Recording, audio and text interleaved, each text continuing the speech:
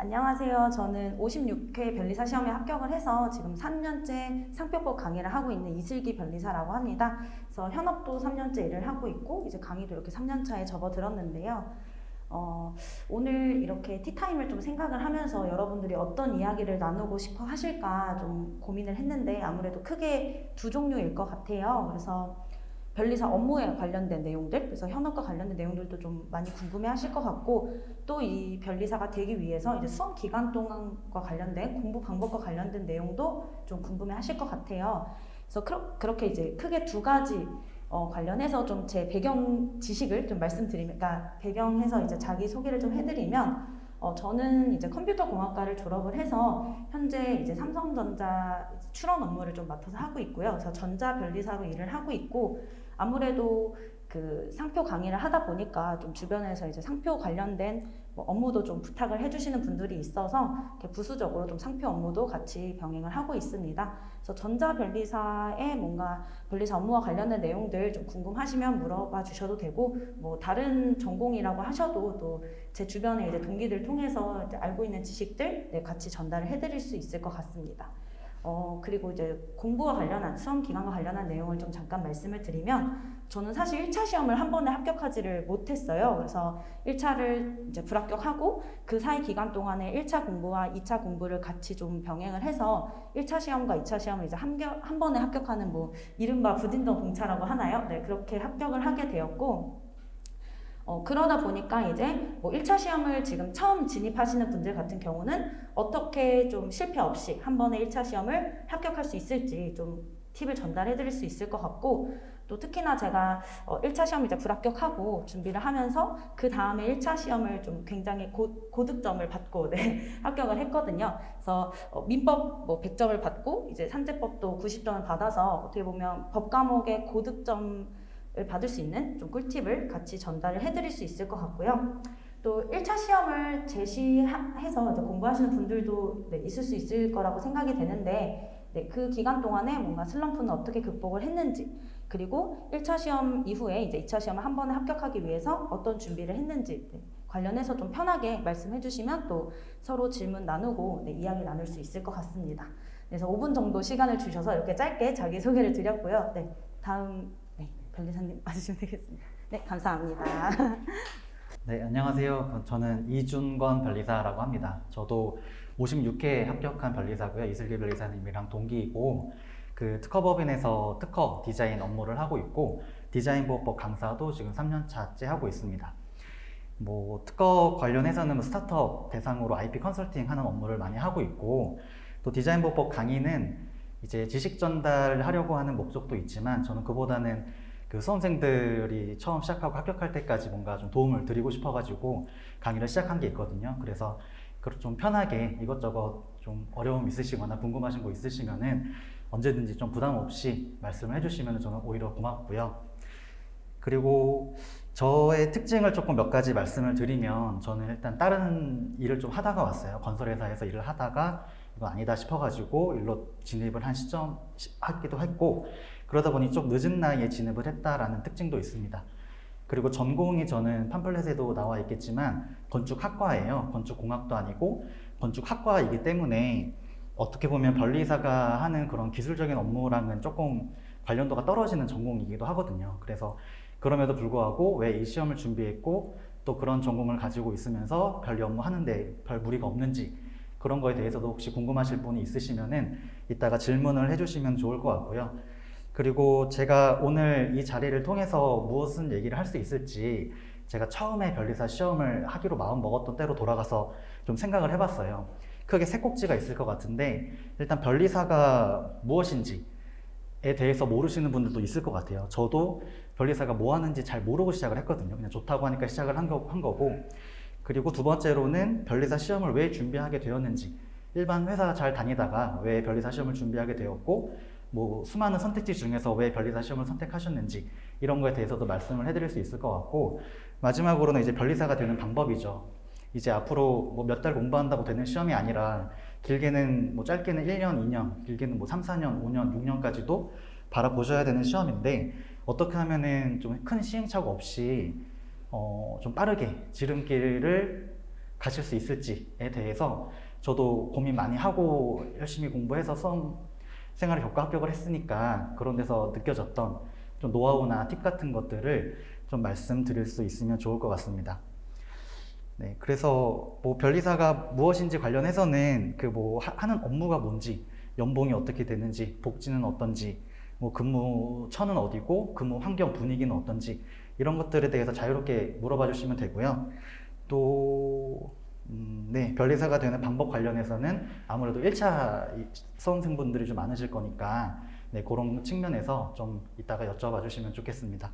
뭐 각각에 대해서 해드릴 얘기는 되게 많은데 일단 자기소개에서는 이 정도로만 말씀을 드리고 이따가 자유롭게 이야기 나누도록 하겠습니다. 감사합니다. 안녕하세요.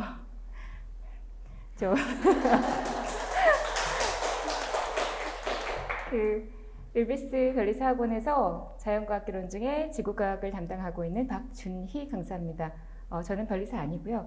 그냥 자연과학개론 강사인데요. 뭐 자기소개를 굳이 하라고 하시니까 자타공인 자연과학에서 1타 강사입니다. 실제로는 글쎄 저도 뭐 이렇게 오래 강의를 하게 될 거라고 생각은 안 했었습니다만 하다 보니 이렇게 일단 성인 학원에서 강의를 하면서 처음에는 두 분을 놓고 시작했었어요. 아주 옛날에. 그랬는데 제가 워낙 재밌었고 이게 실제로 필요로 하시는 분들, 그러니까 엄마가 돈을 냈으니까 그냥 학원 가서 공부해야지 이런 애들 말고 여러분 물론 여러분이 뭐 돈을 버시는 분, 안 버시는 분도 있겠지만 그게 중요한 게 아니라 내가 내 인생을 걸고 뭔가 제대로 된 시험 공부를 하고자 하는, 제가 A가 B 아니라 A가 A-에서 B 이렇게 뭔가 약간 이렇게 해서 그 설명을 좀 더 첨삭을 함으로 인해서 이렇게 이해하니까 기가 막히는구나, 바로바로 떠오르는구나, 이렇게 하면 공부할 때 양이, 우리 과목 엄청 많잖아요.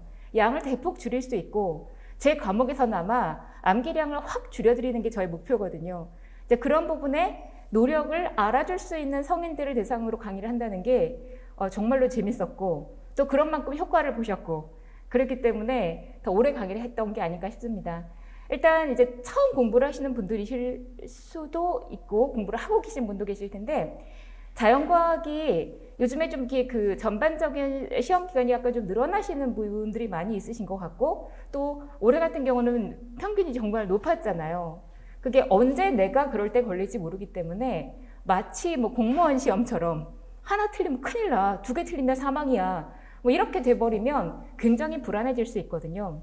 근데 이공계생들이 많이 시험을 보시기 때문에 그런 만큼 어느 정도 자연과학은 확보를 해놓고 법과목을 또 이렇게 집중을 하셔야 되기 때문에 다들 먼저 자연과학보다는 법과목을 먼저 이게 신경을 쓰시지만은 자연과학이 안정적이어야 한다라는 면에 있어서 그냥 나중에 좀 하면 되지가 지금은 아니시지 않나 싶어요. 그리고 꼭 조언드리자면 저도 아주 자연날에 변리사 공부를 했던 적이 있고 주변에 굉장히 많은 변리사님들을 알고 있고 그래서 아주 말단 수습 변리사님부터 대부 변리사님들까지 그 수험 기간에 혹은 업무에 관련된 것들을 변리사님들만큼이야 물론 아니겠습니다만 많이 알고 있는 편이고 그런 만큼 제가 뭘 설명드리기보다는 공부하는 데 있어서 어떤 부분이 필요한지 이런 것들 일단 합격이 제일 중요하니까요. 그런 부분을 말씀드릴 수 있을 것 같고요.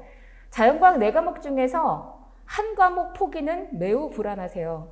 반 과목 포기까지는 가능합니다. 내가 아무리 해도 얘는 나오면 다 틀려. 공부는 하는데 다 틀려. 반 과목은 포기 가능하십니다만 그럼에도 불구하고 성향에 따라 다르시지만 지구과학을 포기하시는 분들은 안 계세요. 지구과학 포기하면 그만두겠다는 거니까. 근데 지구과학에서도 아킬레스건에 해당하는 부분들이 있단 말이죠. 근래 몇 년은 조금 쉽게 나온 편이긴 했습니다만 그게 꼭 그렇지가 않거든요. 항상 시험에서 10이 나온다 하면 나는 13 정도는 해놔야 마음이 편안하고 어떠한 난이도의 시험에서도 안정권을 확보할 수 있는 거기 때문에 그러니까 지구과학에서의 그러니까 자연과학 자체는 뭐 다른 강사님들 대신해서 나온 거겠지만은 어쨌든 점수 확보가 안정적인 점수가 필요하다는 것과 다음 지구과학에 있어서는 저의 강의의 특징을 들어보신 분들은 아시지만 암기량이 한 10%밖에 안 남는다라는 말씀들을 하세요. 그냥 이론을 알려주고 이거는 외우세요. 어쩔 수 없이 외워야 되는 겁니다. 나 설명하고 쭉 지나가면 다 나의 무거운 과제죠. 근데 왜 이렇게 너무 많으니까. 근데 지구과학은 암기 과목이 절대 아니거든요. 응용과학이기 때문에 굉장히 컴팩트하게 딱 핵심만 가지고 떠오르게 할 수 있기 때문에, 그리고 또 여러분의 어떤 복병에 해당하는 그런 부분들을 문제 푸는 어떤 스킬들이 있어요. 그런 것들을 알려드리면 굉장히 너끈히 쉽게 안정적으로 일단 지구과학은 오케이 그 다음 거 이렇게 하실 수 있게 편안하게 공부하실 수 있게끔 도와드리는 게 제 역할이라고 생각합니다. 뭐 사실 저에 대해서는 그냥 지구과학 관련된 자연과학 공부 뭐 그런 거 말고는 특별히 궁금한 건 없으실 거라고 사실 생각을 하고요. 일단은 이따가 그냥 공부하시는 중에 애로사항이라든가 아니면 뭐 비중이라든가 공부한 어떤 순서라든가 아니면 공부하는 깊이라든가 뭐 이런 것들에 대해서 궁금하시다고 하면 편하게 질문해 주시면 될 것 같습니다. 아무튼 오늘 이렇게 편안한 자리이면서도 오붓한 자리이지만 사실 출발에 해당하실 수 있는 자리이기 때문에 참가 신청해 주시고 같이 또 이렇게 이런 공유할 수 있는 자리를 가질 수 있게 참가해 주셔서 감사합니다. 고맙습니다. 안녕하십니까? 네, 이창환입니다. 뭐 1차 준비하시는 분이라서 제 이름 모를 수도 있을 것 같기도 한데, 제가 강의하면서 제 소개는 거의 안 하거든요. 다 알고 오기 때문에 이창환입니다 그러고 바로 10초 지나서 강의에 바로 들어가는데, 갑자기 제 소개를 하라니까 굉장히 쑥스럽네요.